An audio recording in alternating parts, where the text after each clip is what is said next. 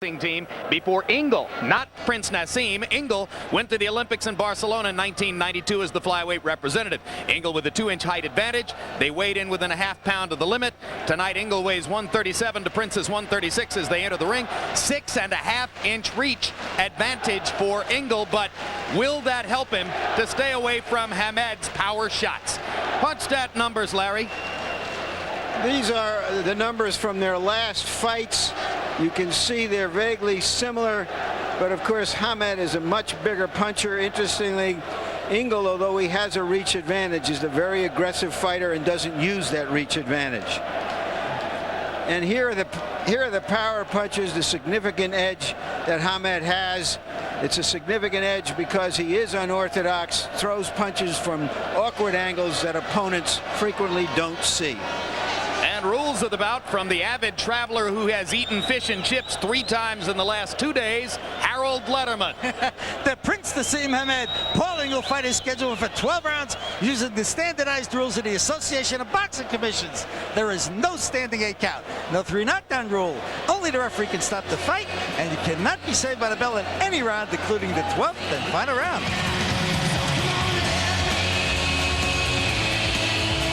Jim, perhaps the most interesting part of this walkout is that Ingle threatens to do it twice tonight if he's kept waiting too long for Hamed in the ring. But it looks like he's got some stuff going on for himself. Trying to upstage Prince Nassim's anticipated, customary, overly elaborate entrance, while Ingle produces his own theatrics. Well, he's calls himself the Hunter, so I guess we just saw some machine gun bullets outline his attempt here to upstage the Prince. I like it. Oh, you're becoming a fan of these showy entrances, Larry? I like showy entrances. I think that's something boxing can borrow from wrestling, as long as what goes on in the ring is honest.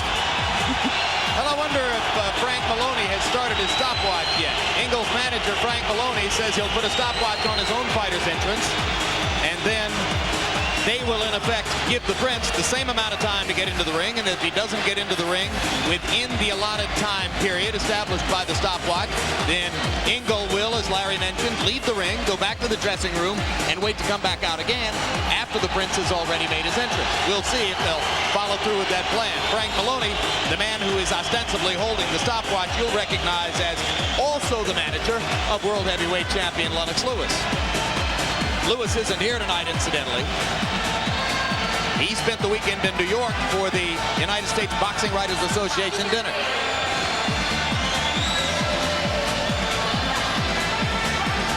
The Prince called Ingle ugly in one of the fight promotion ads, and Maloney said the Prince must not have any mirrors in his house.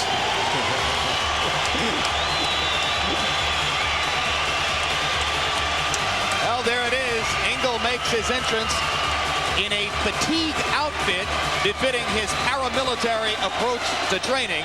He calls himself, Jim, the Yorkshire Hunter. He uses hunting gear. He recognized referee Joe Cortez, one of the finest referees in the sport, as he stands in front of Ingle and begins individual instructions. There's the record for Paul Ingle: 21 wins, no losses, no draws, 15 KOs. A lot of people say, well, his most significant opponent was Billy Hardy. Prince Nassim knocked out Billy Hardy in 1 round.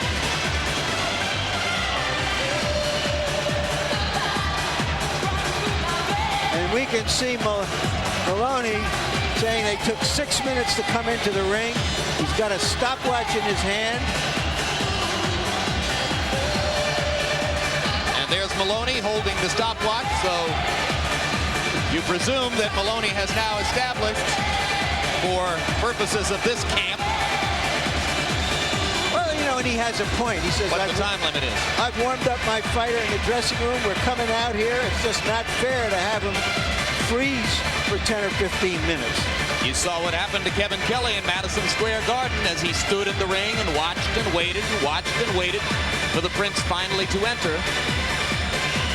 But I would like to have an opponent leave the ring, make that walk way back out and come out again. That would be great. So Ahmed should try to exploit that. So you think that they'd be cutting off their noses to spite their face if they do what Maloney plans? George, it's not that long of a walk. Yeah, but that's the kind of walk, an emotional walk that you don't want your fighter to do but once. It's all about emotions. Now, Prince Nassim, incidentally, well aware of Maloney's announced plan to pull his fighter out of the ring, and a master of gamesmanship, or at least certainly he sees himself that way, has not yet left his dressing room. I guess he's daring Maloney and Ingle to follow through on their threat.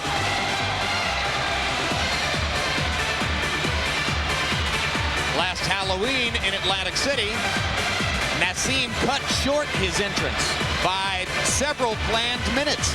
Seemed to sort of cut it off in midstream and just walk directly to the ring as if to say, I'm a little tired of the show this evening. Later admitted that he was out of sorts coming into the fight. We knew that he was arguing with his trainer. He said that he was poorly nourished and not well conditioned for the fight, and also on the wrong time clock because he had only gotten to the United States 4 days prior to the assigned date in Atlantic City, and maybe that had something to do with his cutting short the entrance. Maybe he knew that he wasn't about to produce one of those explosive signature performances. Well, I think Wayne McCullough had more to do with it than he did. Yep. If Ingle is as tough as McCullough, we could have some fun here tonight.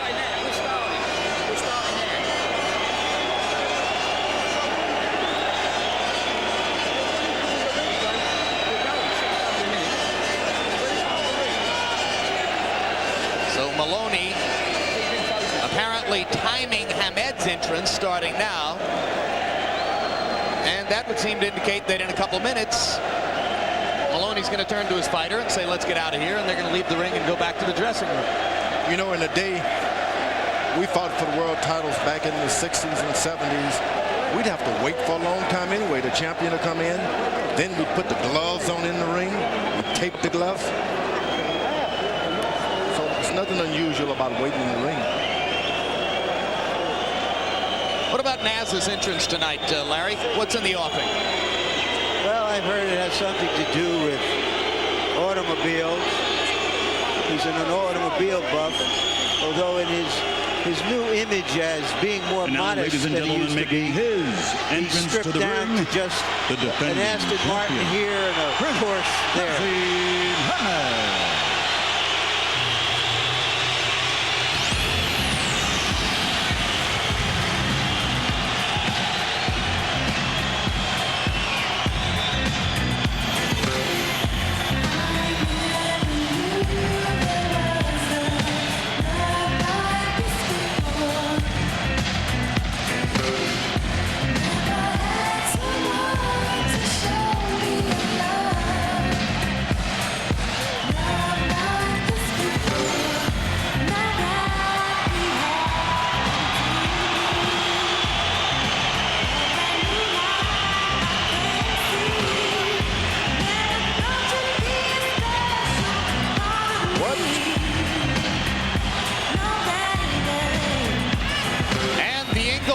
Leaves the ring.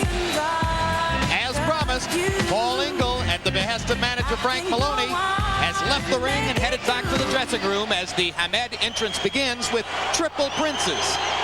Well, the Prince likes to do a solo act. When he gets into the ring, he may have to do one.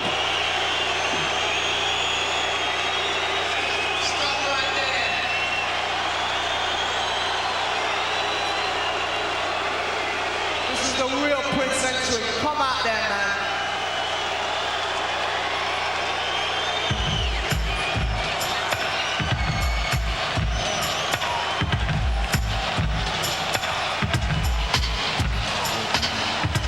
Folks, Prince Hamed, I've heard, is getting a reported $7 million for this fight tonight. Most of it from overseas sources of television revenues.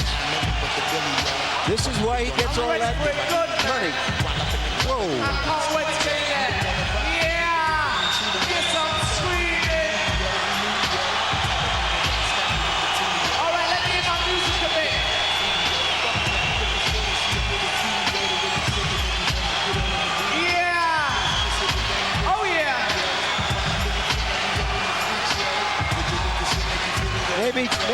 has a new choreographer, as well as a new trainer, a new promoter, and a new manager. All right, let's get to this music, man. Let me see some dancing. Come on, come on. Let me see some dancing.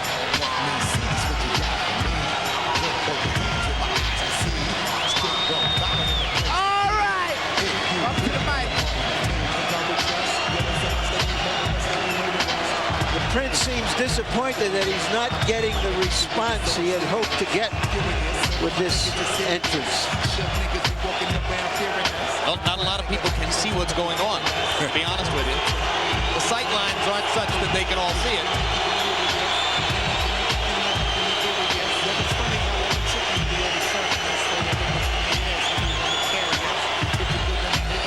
What do you think he's going to do when he gets to the ring and he turns out to be the only fighter there?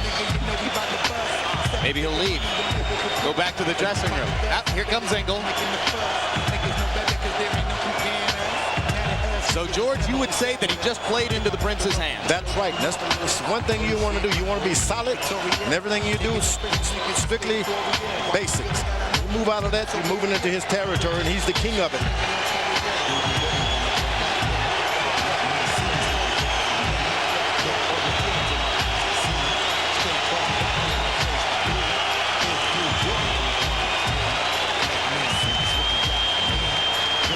In case you haven't seen it before, get ready for the flip over the top rope into the ring.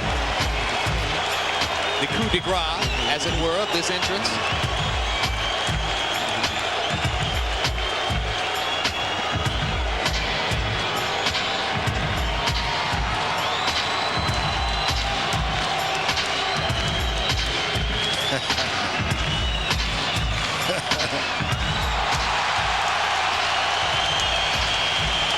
Business as usual for Prince Naseem Hamed.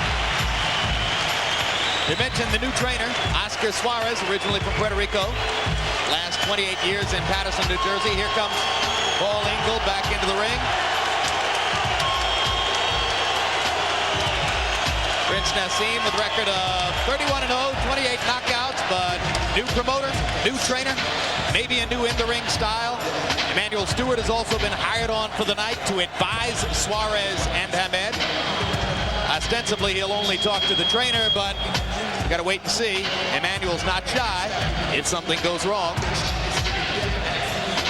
There's Suarez, the new trainer. There's Manny Stewart walking right in front of him.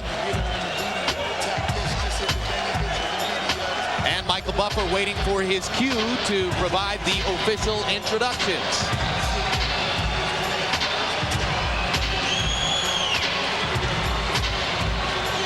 Emmanuel Stewart is here because in a later bout, actually the walkout bout here tonight, his most famous fighter ever, Tommy Hearns, is fighting against Nate Miller in a cruiserweight bout.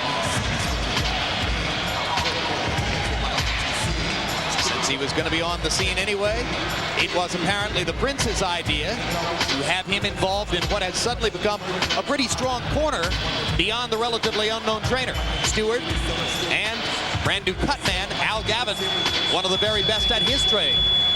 The Prince has never been cut, he says, but he hired Gavin anyway. There's Ingle.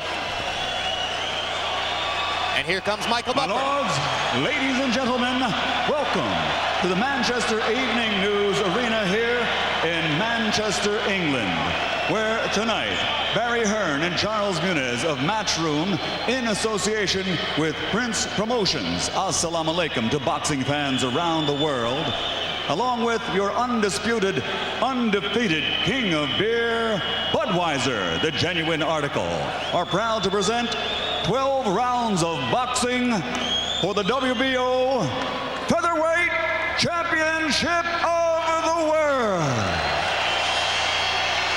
Sanctioned by the British Boxing Board of Control, General Secretary John Morris, and the World Boxing Organization, President and Supervisor ringside for tonight's bout, Francisco Barcarcel. Timekeeper at the bell, Barry Pinder. The three judges scoring this bout on a 10-point must system will be John Coyle from England, Roy Francis, also from England, Michael Pernick from the United States. And when the bell rings, your referee in charge of the action, working for the 113th time in a world title bout, Joe Cortez. And now, boxing fans, are you ready? Manchester, Sheffield, and Scarborough, are you ready?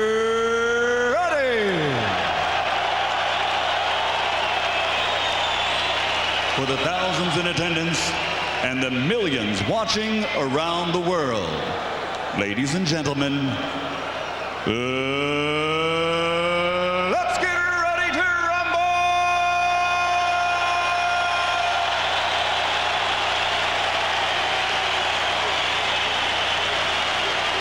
Introducing first, fighting out of the red corner, wearing combat camouflage and weighing in at 125 1/2 pounds, or 8 stone 13 1/2 pounds. He brings an outstanding professional record to this ring, consisting of 22 bouts with 21 victories, 15 contests ending inside the distance by knockout, and he has 1 draw. Ladies and gentlemen, here is the former British featherweight champion, former Commonwealth featherweight champion, and former European featherweight champion from Scarborough, England, the challenger, the undefeated Yorkshire Hunter, Paul Ingle.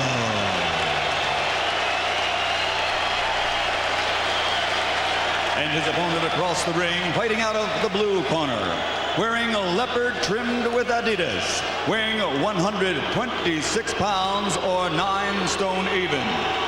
His perfect professional record consists of 31 bouts. All 31 bouts by victory, 29 of those victories by knockout.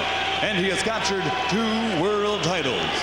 Tonight, he makes his 12th defense of his world championship, and he plans to maintain his recognition by many as, pound for pound, one of the best in the world. Ladies and gentlemen, from Sheffield, England, presenting the undefeated WBO featherweight champion of the world, man of the British Empire, Prince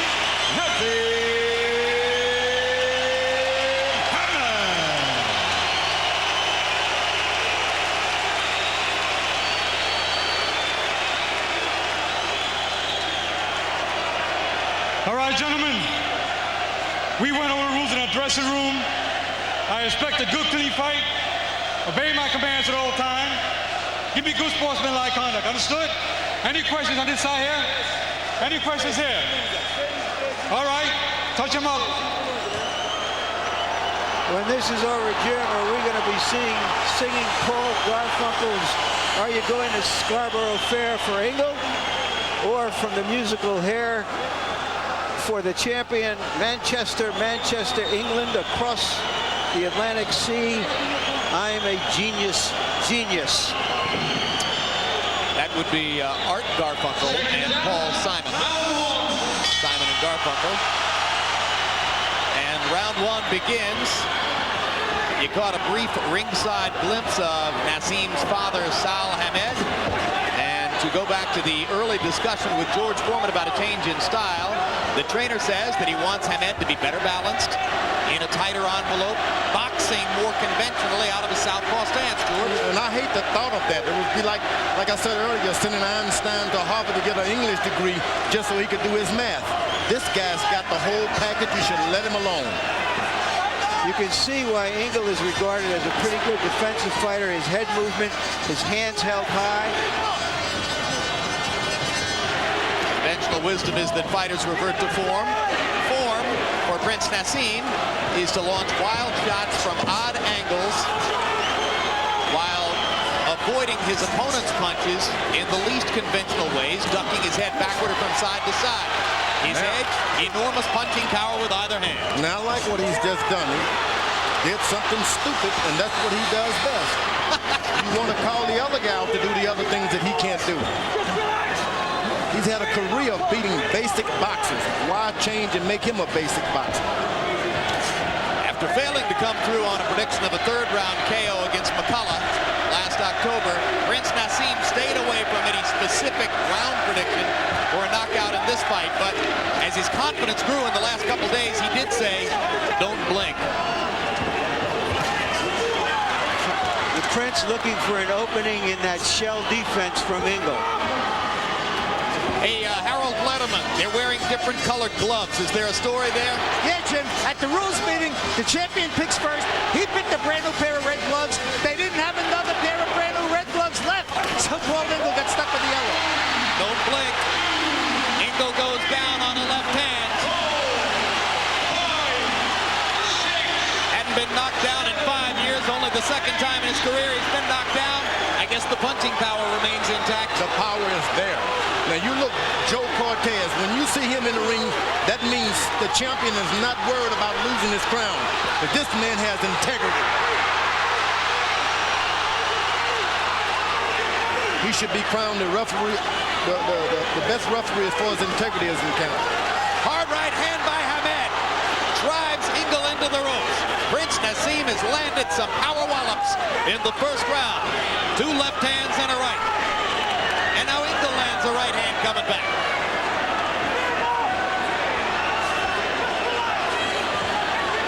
As you know, Naz has been down before plenty of times. He was down 3 times against Kevin Kelly in his first appearance on HBO. But as he says to us, hey, I always bounce back up. Round 1 ends. Nassim scored the knockdown against Ingle.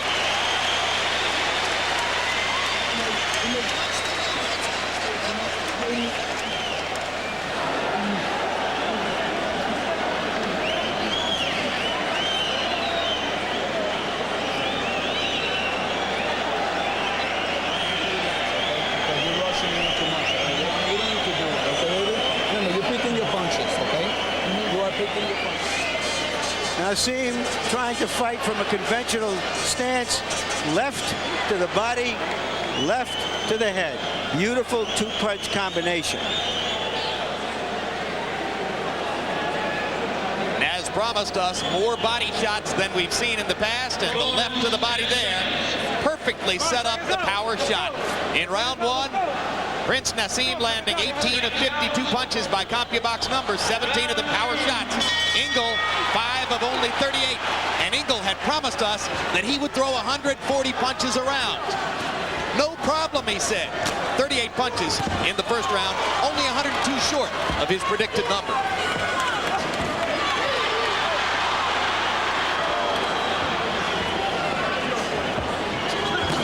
It's hard to throw a lot of punches against Prince Nassim, George, because he stays at a distance and dodges from side to side. He'll slide his lead foot ahead and then slide it back to you. So he keeps in position to put that foot right back up there and hit you. Not like that. Slide in, slide out. Nassim misses with the right hand. He's only thrown a few jabs. Ingle just has not been able to set up and mount an offense because he cannot or will not get close. This after claiming to us that he would come in and put his face on Nassim's face and try to fight him in a phone booth. It only took one left hand to alter that strategy. Once you taste that kind of power from a guy like that, you got to protect yourself. Incidentally, with regard to the use of the term title here, Naz doesn't own one of the 3 more notorious titles given by the well-known so-called governing bodies. The one he owns is a sort of off-brand. But in terms of his public impact and his accomplishment, he's the #1 featherweight in the sport. That's why we designate him as the champion. He is definitely the champion. He's better beware that Ingle has come here to win. Even though you knock him out, you can't play with him.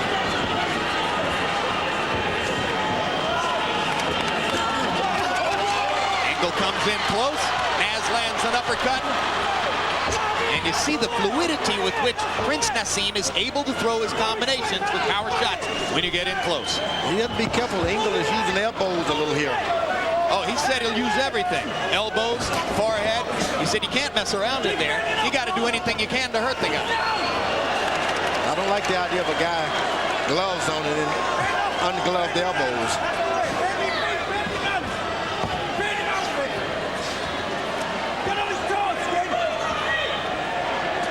I think for a lot of guys out there who would like to be referees, they should really watch Joe Cortez. Most you see him out of the picture, which is the best picture you want to see for a referee. I do remember him getting into the picture to count out Michael Moore on November 5, 1994. Ups. Uppercut lands for Nassim, backs Ingle up again.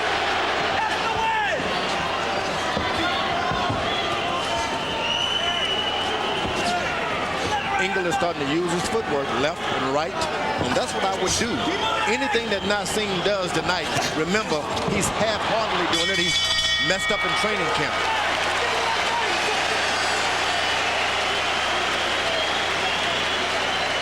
For the featherweight championship of Yorkshire and the world. Okay, that's good, okay, baby, but remember, that jab has to be a little bit more sharper than that, right?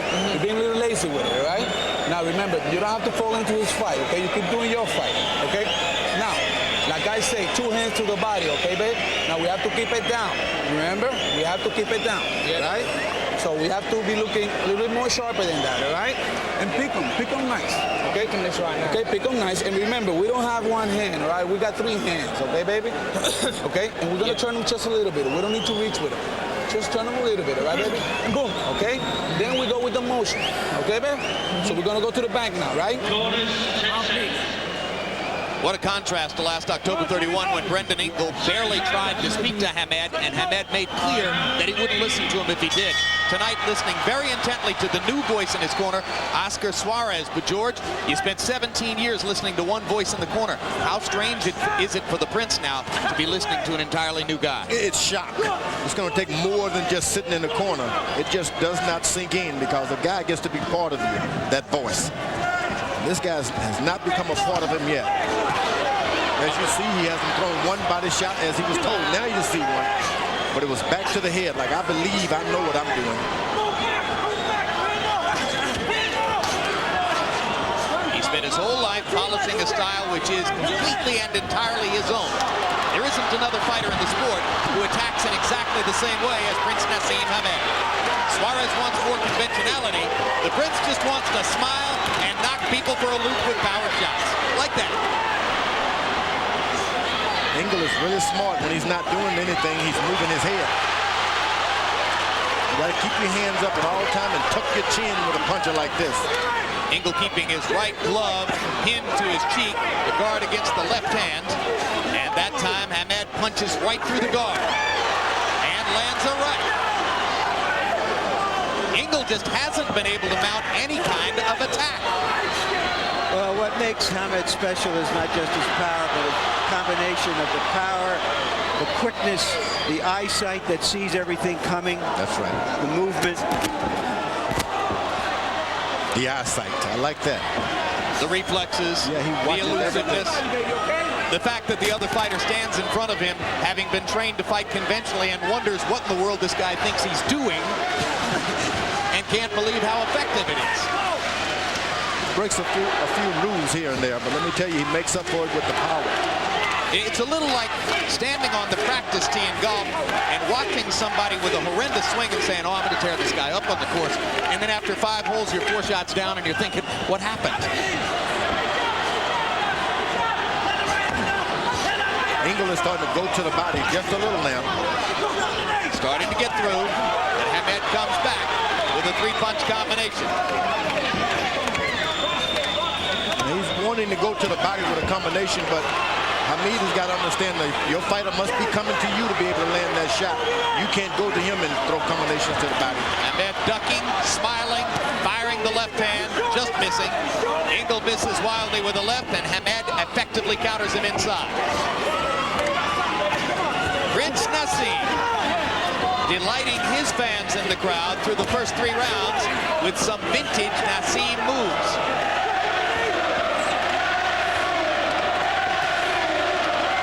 Now the Prince is starting to throw away a lot of his strength and endurance by throwing such hard shots.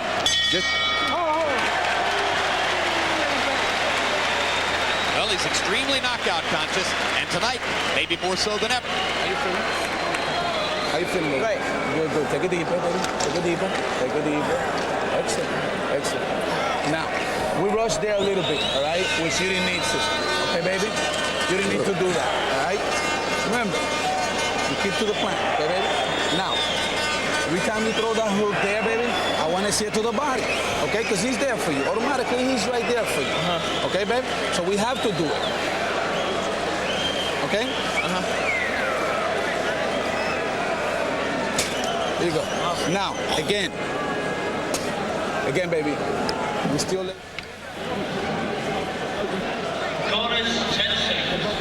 Ingle's trainer is named Steve Pollard, himself a veteran fighter. Ingle is getting $500,000 for this fight.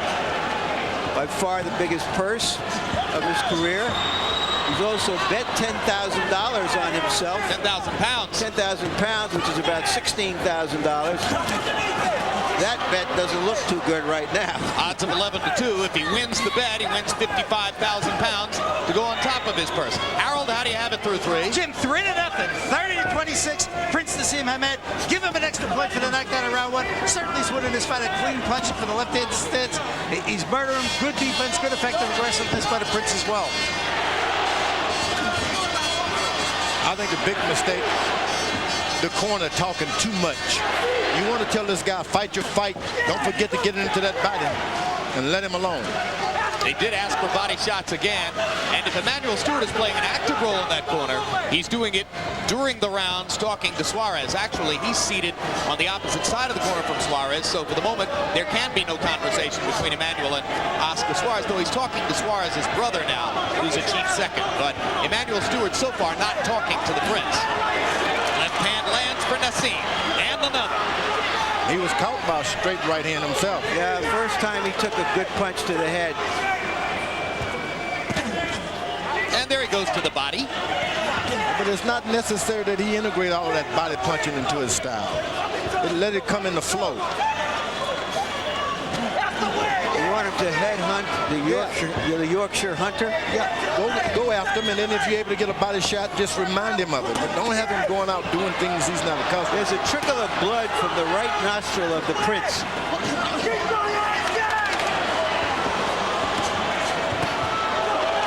With right hand counter for Nassim. Ingle becoming much more aggressive now in round 4. Keeps all his punches up, he's in success.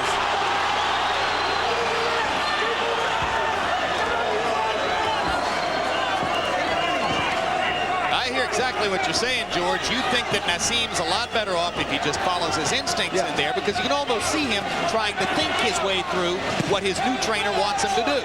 Yeah, see, when you're thinking body punching, you automatically bend your face down. That's why you see the bleeding of the nose, bowing into these little jabs, subtle jabs. So Ingle begins to mount an attack after having been frustrated through the first 3 rounds by the elusiveness of the Prince. In the last round, he got up to 57 thrown punches.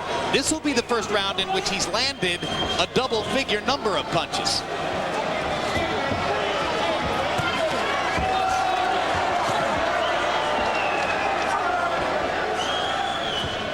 Ingle must be in great shape to be going at this rate.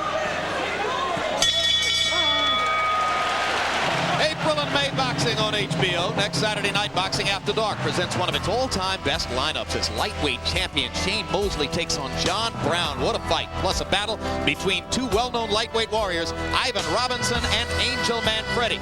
In May, it only gets better when Oscar De La Hoya, coming off his split decision victory over Ike Quartey, good left hook Oscar, defends his welterweight title against veteran Obakar. Also featured super featherweight champion Floyd Mayweather against Goyo Vargas. Then 1 week later on the 29th, boxing's other premier welterweight champion, Felix Trinidad, last seen dominating Pernell Whitaker in Madison Square Garden. This time he'll meet Vincent Petway in San Juan, Puerto Rico. April and May boxing on HBO.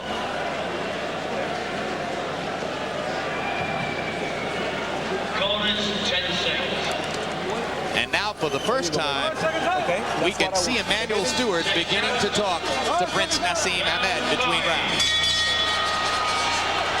Ingle landed 13 of 57 punches in round 4. That's by far his best round in the bout.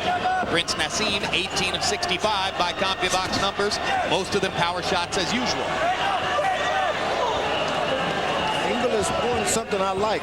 You get a guy basically who's a boxer who possesses a punch, make him come after you. Throws away a lot of punching power, make him follow you around.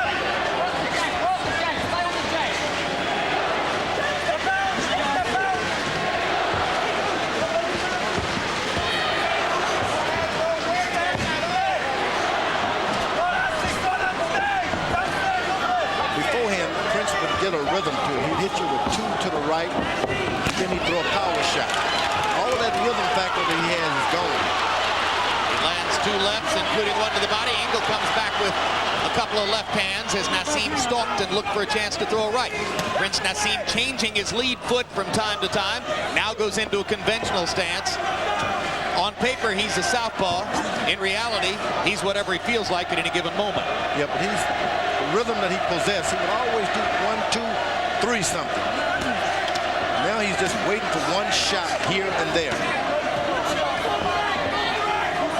Ingle himself is a natural southpaw. Rights and brushes his teeth with his left hand, but fights, as you can see, out of a conventional stance, and that helps his jab and his hook.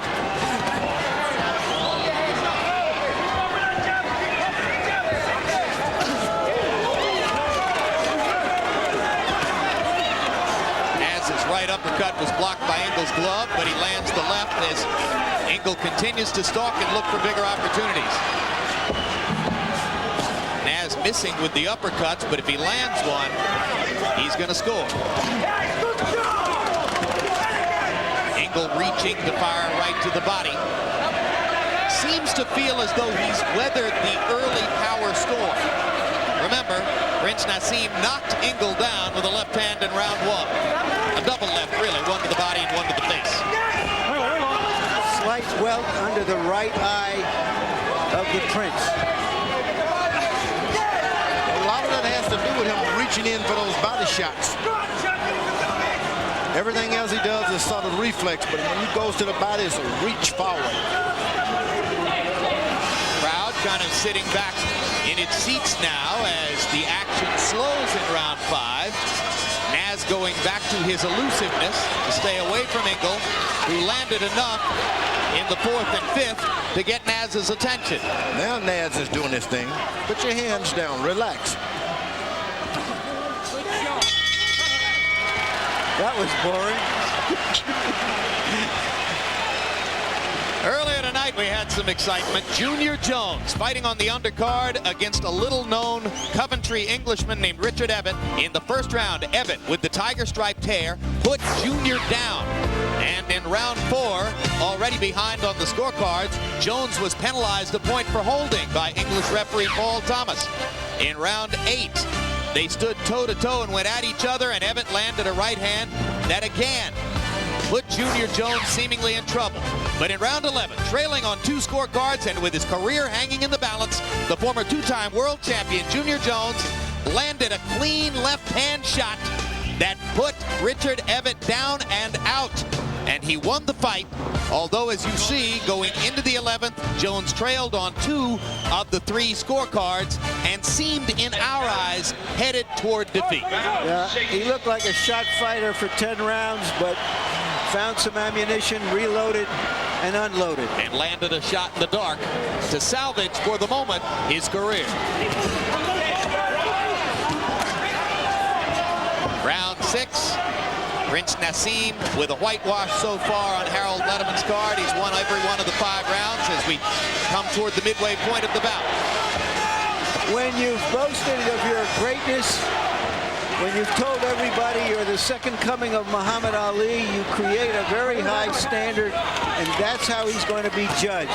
He could win this fight 12 rounds to none, but if he doesn't put more hurt on Ingle, doesn't stop him, it will not be a victory as far as the media and the fans are concerned. And will it be a moral victory for Paul Ingle? Well, of course. I mean, it's a win. You go on to the next fight, can't knock everybody out, but Prince has established himself in such a way that that is the high expectations of him. Did McCullough, though he won very few rounds, get a moral victory for going the distance against the Prince last Halloween? Well, in a sense, he's earned a fight with Eric Morales, the wonderful junior junior featherweight champion in May.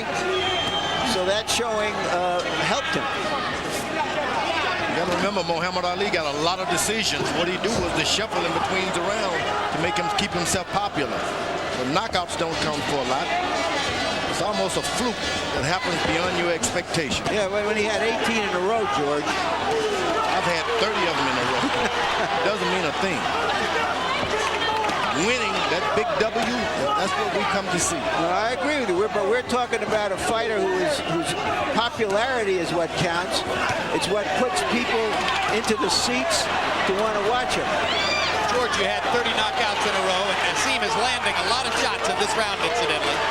You had 30 KOs in a row and the highest knockout percentage of any heavyweight champion. Can you honestly tell me you were just as happy with the 12-round decision victories? Yeah, I went to 12 rounds distance with Evander Holyfield, for instance. It seemed like I got a hand up because I did it. So people are not looking for a knockout. They dress up, put on their suits to sit down and watch a fight. If they get a knockout, good. What tells the story, we'll see after the night with the ratings. How many seats were about for this? Well, I think it sort of depends on how you sell it. You never went out of your way, as the Prince does, to style yourself a knockout artist and say you were going to dominate your opponent. The body shot did it again. Second vicious left-hand body shot of the evening for Nassim. You can't catch his wind. That's a hard shot to recover from. Only 10 seconds left in the round. Let's see if Naz launches a wilder. Went back to the body. With both hands to the body. And really hurt Ingle as the 6th round comes to a close. That's what they came to see, George. That's right. That's right. But they would love to see it for 12 rounds. I told you, right, baby, that's what we want, okay? Deep breath.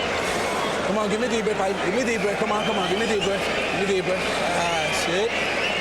So now we're having fun, okay, baby? Now we're having fun, okay? Take another deep breath. Another deep, baby. Come on, another deep. Yeah. Okay, Jeff. I ain't got no cut, right? No. Beautiful.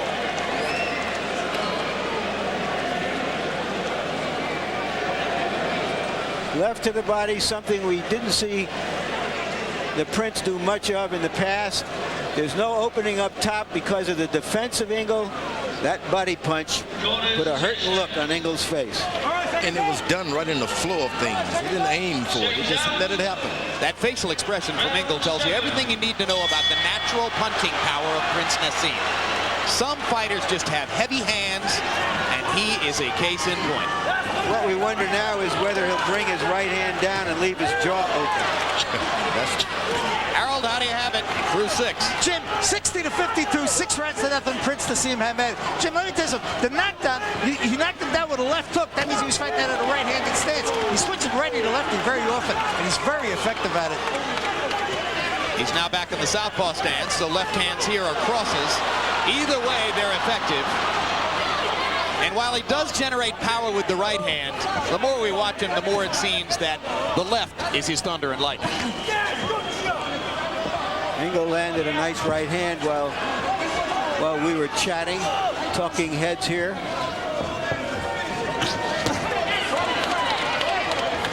Tough kid, Ingle. He's keeping his gloves up high, so a lot of the power is going off, being absorbed in the gloves.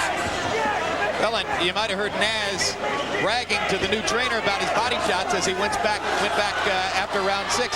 He's sort of like a kid with a new toy with these body shots. Yeah. Fascinated to see how easily he can hurt Ingle to the ribcage.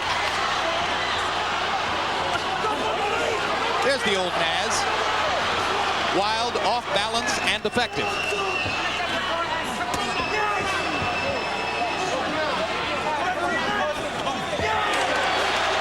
The crowd cheers mightily, and Naz smiles as Ingle lands a right hand. It was a good right hand by Ingle.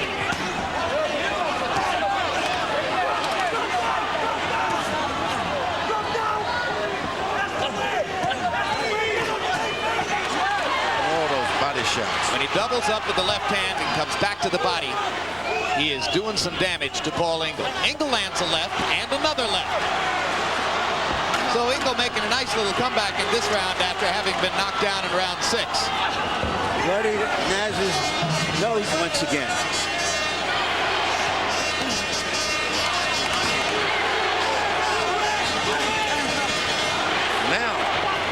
Prince is using his rhythm.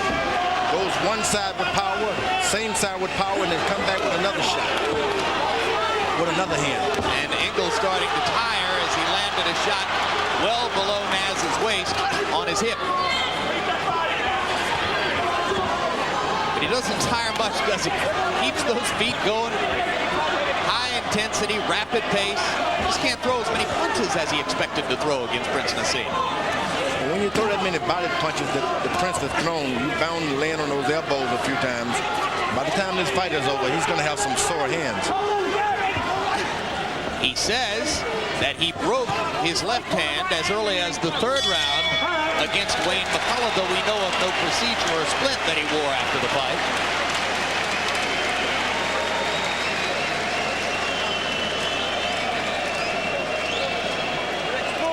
That's when you're in danger.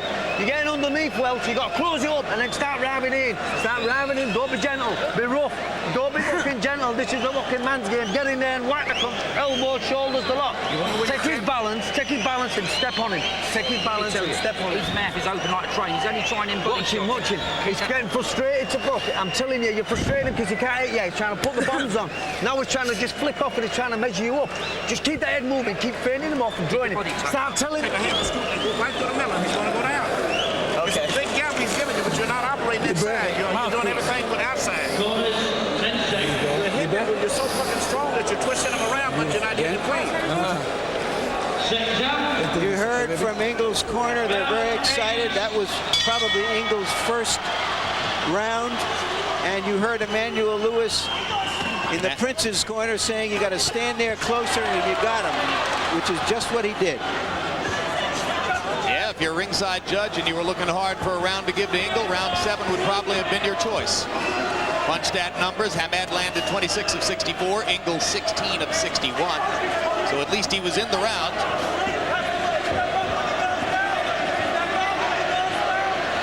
Emmanuel Stewart and Prince Nassim both claim that they have no plans to do any future business together, but here's Emmanuel in the corner tonight. Let's see what happens down the road. Naz is pretty good friends with heavyweight champion Lennox Lewis and says that he spoke to Lewis just 3 days ago as he got ready for this fight.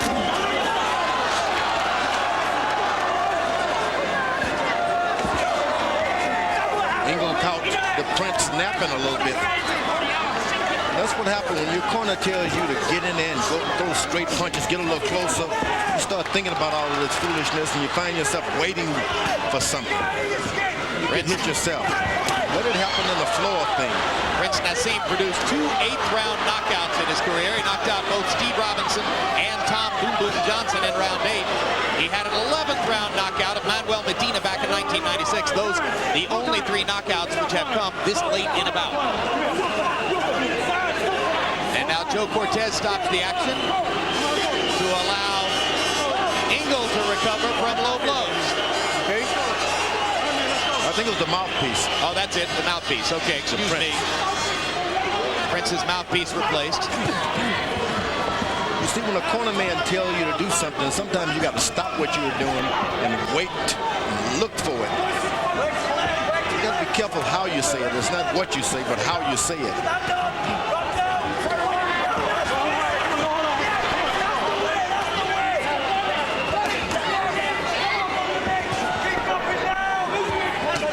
Judging from the look on his face between rounds, I'm not sure Ingle felt as encouraged as his corner did by the events of round 7. Well, that's the job of the corner, is to make you feel like you're winning the fight.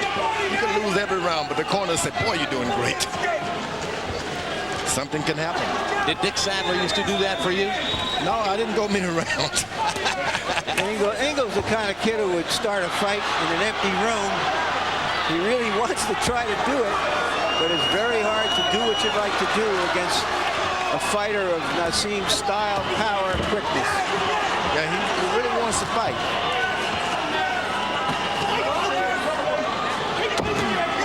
Good right hand by him. Naz slowing down a little bit in this round.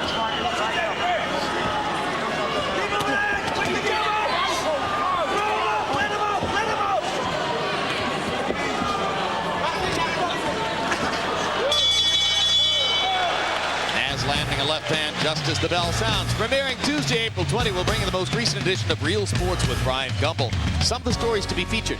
NASCAR, if it's the most popular spectator sport in the United States and the numbers say so, then why are there so few black faces on the track or in the stands? Also, an investigation into the billion-dollar business of counterfeit golf clubs. Only $1 billion? Plus a look at pitcher David Cone, quickly developing into one of baseball's most outspoken citizens. Real Sports, where nothing is out of bounds. Yeah, because it bothers him. He doesn't know how to have a jab coming from a southpaw. It's different if he was picking it and returning, but he doesn't do anything. Yeah, baby. Just keep playing with it with the jab, but you just study his ways. Ahmed has found something with the body punch. The only way to go when a fighter is protecting his head that way. But right after that punch, Ahmed lost his mouthpiece. And if you were listening, you noticed that the gag order is off for Emmanuel Stewart, who is now talking a blue streak to Prince Nassim Hamed. Tried his best to be quiet. Well, but the most fascinating thing about this is that he's not getting paid for this. Stewart is the kind of guy who would go and do a round for someone for free all the time. Yeah, but like Angelo Dundee, they love this. A couple of fighters who were paying him a lot of money decided they didn't want to pay him all that money anymore. There are many who believe Emmanuel Stewart is the best trainer in boxing. There are at least as many who believe he is the best self-promoter among trainers. All of the above.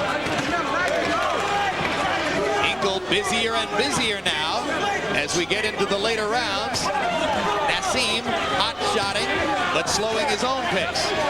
Well, he's having some problems with his bleeding. A lot of that, he has to pay the price for all of that body hunting early on. And if the decision victory over McCullough rubbed a little of the bloom off of Nassim Hamed's rose, what would two straight route-going performances do? Oh, good left hand by Ingle.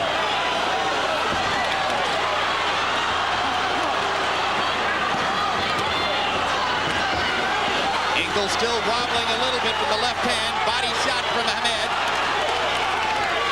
Prince Nassim a little bit more active, but not so intense that he seems to indicate he's desperately trying to finish. Surely he knows he's well ahead of the bout.